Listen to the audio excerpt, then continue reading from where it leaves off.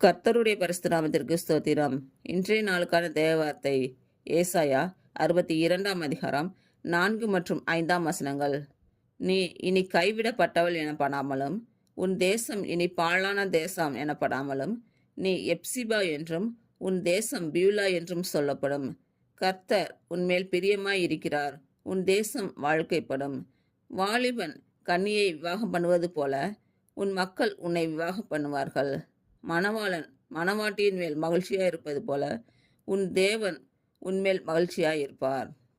இன்று பிறந்த நாள் மற்றும் திருமண நாள் காணும் அனைவருக்கும் இயேசு கிறிஸ்துவின் நாமத்தினாலே வாழ்த்துக்கள். கர்த்தர் உங்கள் பலவீனங்களை மாற்றி உங்களுக்கு பலத்தை கட்டளையிடுவாராக. கர்த்தர் உங்களையும் உங்கள் பிள்ளைகளையும் உங்கள் பிள்ளைகளின் பிள்ளைகளையும் ஆசீர்வதிப்பாராக. கர்த்தர் உங்களோடு இருந்து உங்கள் பணிகளையும் பயணங்களையும் ஆசீர்வதிப்பாராக. ஆமேன்.